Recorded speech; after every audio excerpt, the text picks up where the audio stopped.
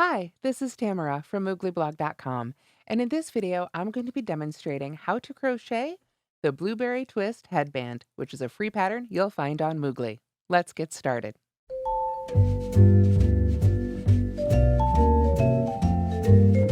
This simple crochet headband or ear warmer was originally designed for Stitch Up Chicago, so it's designed to be a simple beginner level pattern, perfect for those who are just taking off in crochet and those looking for a nice relaxing project or something to hold back their hair. It only uses about 50 yards of yarn, so it's a wonderful stash buster. To make the Blueberry Twist headband, I used a USL 8mm crochet hook. This one happens to be by Furls. I also used those 50 yards of Caron Simply Me, which is a 5 or bulky weight yarn. The original is made in midnight blue. It's also handy to have a couple of stitch markers as you make this pattern. The finished size is about 4 inches wide, as you can see here, and it's an adjustable fit. You can make it in any size you need, child through adult, and the information on those sizes is included in the pattern. Let's get started. The Blueberry Twist headband is crocheted in one piece. We start working back and forth in rows, just like a tiny little scarf. Then, when we've made the length we need, depending on what size you're trying to make, we do one little seam, which is very unique and creates the twist. Most people think that we just twist the band before sewing it together, but that's not how this particular twist look is made. It's one funny little seam right here at the end. It goes on the inside and creates this great look. So let's go ahead and make our Blueberry Twist headband together. All right, so to begin row 1, I've begun with the slip knot already on my hook. Then I'm going to chain 12. 1, 2, 3, 4, 5, 6, 7, 8, 9, 10, 11, and 12. This sets us up for the width of the headband. So if you'd like to change the width of the headband, perhaps to make it narrower or even wider, you can simply add or subtract some chains to this first row. Once you've got all your chains made, we're going to skip the chain closest to the hook and single crochet in each remaining chain across. So we should end up with a total of 11 single crochets. Now, as you can see here, I prefer to work into the underneath hump of the chain rather than under the top 2 loops. This will give me a better edge, you can see here right on the bottom, when it comes time to do my sewing. However, if you prefer to crochet into the other part of the chain, that works too. It's just whatever you like. It'll all get lost in the seaming, so you won't even see it when you're done. So I'll see you when we've made our 11 single crochets here for row 1. So here we are at the end of row 1 with 11 single crochets made. And now we're ready for row 2. Row 2 is the row we're going to keep repeating until we have the total length we want for our headband. So it's a 1-row repeat, pretty easy. We start with a chain 1. Let me get that back on my hook. There we go. And of course we need to turn. And very simply, we're going to single crochet in the first stitch. There we are. And then we're going to alternate working in the back loop only and the front loop only as we make single crochets the rest of the way across until 2 stitches remain. Then we want to back loop only single crochet in the second to last and work a regular single crochet in the very last stitch. If you've changed the number of stitches, that's fine. Again, this pattern is super easy to make and customize. So simply work alternating the stitches I'm about to show you, and then make sure you get a regular single crochet under both of those loops in the last stitch. Having our standard single crochets along the edges will give us a much nicer and firmer edge. So we have our single crochet in that first stitch, and here's where I'm going to go ahead and start adding my stitch markers. So what I like to do for stitch markers for this pattern is just put one in the first and last stitch of each row. Especially if you're a beginner, this will really help you maintain your stitch count without losing stitches. So now let's start on our main stitch pattern here. All the way across until we get to that very last stitch, we're going to alternate back loop only single crochet and front loop only single crochet. So to determine that, we need to look at the top of our stitches right here, that little V right at the top of any crochet stitch. The front loop is the loop that's closest to you, the crocheter, and the back loop is the one that's furthest away. It's always relative to you, the crocheter, and how you're looking at your project. So for this next stitch, we want to crochet under the back loop only. So we're going to take our hook and insert it under just that back loop. You can see I'm putting it right in the center of that V. Then I can slide just under that back loop only, yarn over and pull up my loop, and finish my single crochet just as I normally would. For the next one, we want to use a front loop only single crochet. So we're going to come the same direction. We never want to work back towards ourselves. We always work into our fabric. But now we want to make sure we catch just that front loop, that we want to come up in the middle of the stitch. You can see my fingers want to cooperate there. Hold the yarn out of the way. Right there is that back loop that we're not catching in this stitch. Then we just finish it like we normally do a single crochet. The stitch itself isn't different, it's just where we're placing it. Now we did a front loop, so we switch right back to a back loop. Again, just do your best to split the stitch, there we go, to get just under the back loop of that top V. Let me pull up a little bit more yarn here, and we'll go ahead and finish this whole row together. That's our back loop. Next, we'll do the front loop.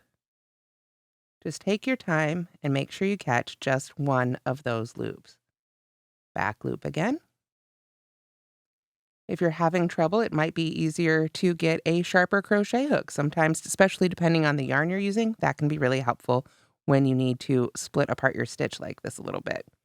So now we do the front loop again. We just want to take our time, wiggle it under just that one loop, and then back loop again.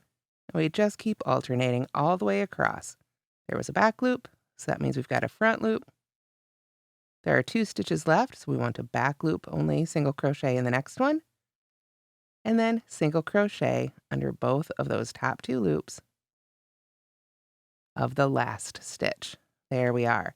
So once again, we should have a total of 11 stitches. 1, 2, 3, 4, 5, 6, 7, 8, 9, 10, 11. And we've started to establish the texture that will lead us through the rest of our headband. So let's do one more row together. Like I say, it's after this all the repeats of row 2, but this is a beginner pattern, so I want to take a little extra time with it and really go through it. So let's make that row 2 again. We start with a chain 1 and we turn.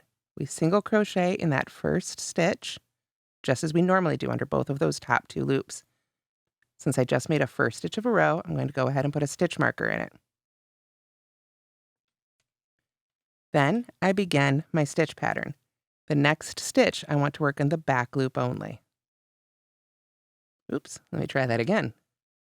There we go. So there's my back loop only single crochet. Then we go right back to front loop. Then back loop. Then front loop. Repeating all the way across.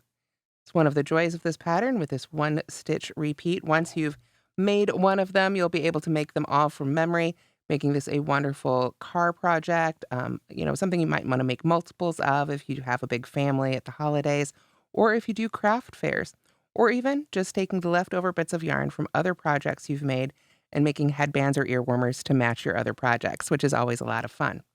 So I've just been going back and forth, back loop, front loop, got 2 stitches left, so I know it's a back loop.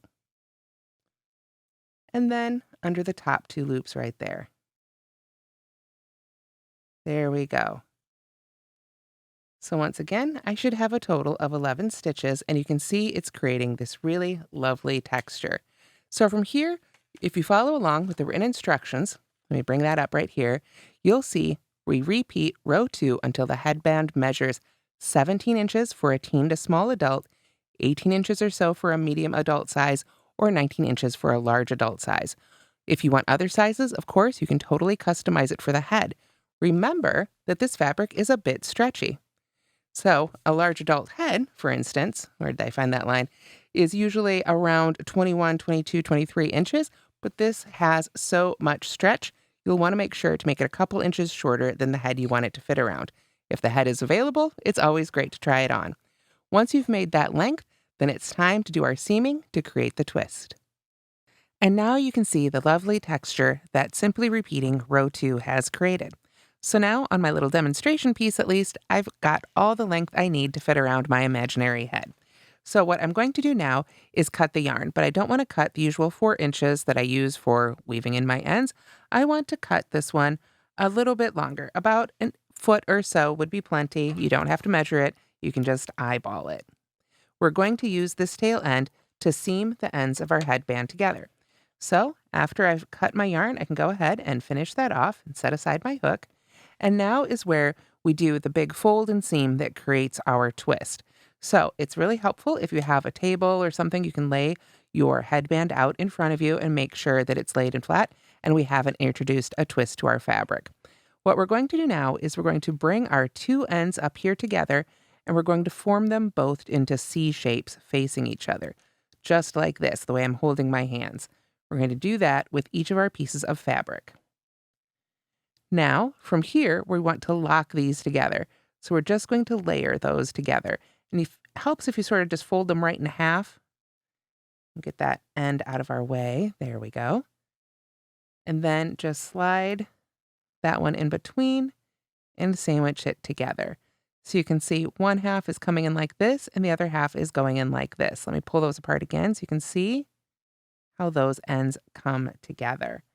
So from here, you can, if you want to, really count out your stitches.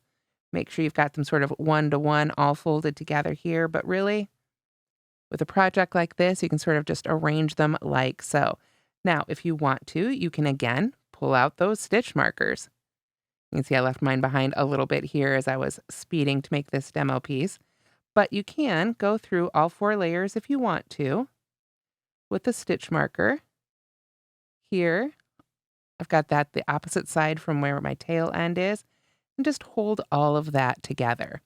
Now I want to take that tail end I've got and put it on my yarn needle. All right, and now what I'm going to do is sew through just simply back and forth through all 4 of these layers. We're just creating a seam right here at the end. Now, you can see this little layer right here really wants to try and slip down there and hide, so we want to keep an eye on that one as we go and make sure we're catching it as well. So here we go. I am just going to start picking up the stitches across. Let's go ahead and make sure we catch a little bit of that 3rd layer. I'm thinking of it 1, 2, 3, that 3rd layer. We've caught a little bit of that. Make sure we just catch a stitch there at the end of all 4 of those layers rather, and pull that right on through nice and tight. And we don't have to get fancy with it. We can just turn and go back the other direction. The main thing is to take your time to make sure you're going through all 4 layers. Just back and forth. So you can do this a couple of times, just working, back and forth across this little seam to make it nice and secure. If you prefer whip stitching, that would probably work just as well, but I really prefer working back and forth like this. And if you miss, one of the layers on one of them, then hopefully you'll catch it on the next one. Like I say, going back and forth a couple times can be really helpful. Just want to kind of keep an eye on things. I'm going to move this out of the way now while I finish up this end. And now I'm going to do one more here right at the end. Just sort of give it a nice edge there. And I'm going to pull it apart now and make sure I'm not missing anything. Nope, it's all getting caught in there, so I'm good. Let's go ahead and go back the other direction just to really lock this in. I like to use this end as long as I've got it, just to make sure that this seam is nice and secure. So we're just going to take our time with it, working back and forth, just like that. Easy as can be. Nothing fancy. No fancy sewing here. I'm just literally forcing it back and forth through the fabric. Once we've done that little bit of sewing, then we can go ahead and weave this end in. And there should be one more, always likes to pop out sort of on the right side of the fabric that we'll need to weave in as well, of course, our end from the very beginning. But from here, we can just go ahead and weave this in as well as we would any other end. And then trim that off. There we go. And now the reveal. We've got our sewn seam and we just turn it right side out. Get that stitch marker out of the way there. We have our twist. There we go. Let me straighten out our fabric. There we go. So no twist there, but we've sewn that twist right into our fabric like so. You can see from the outside, it's got that great look. From the inside, it's that simple seam. Now, like I say, that first end does like to pop out on the right side of the fabric. That's okay. We need to weave it in anyway. So we'll go ahead and put on our yarn needle. And before we weave it in, we'll just make sure to send it to the back. And now we can weave it in on the inside. So you can see the little example one I've made right here is obviously much smaller, more of like a newborn or baby size. If you're making anything for a baby, of course, always make sure to keep an eye on the little one while they're wearing it. There we are. And just like that, you can make your own Blueberry Twist crochet headband or ear warmer in any size you like. And that's how to crochet the Blueberry Twist Headband. Thank you so much for watching. I hope you'll give this simple crochet pattern a try. Don't forget to like and subscribe.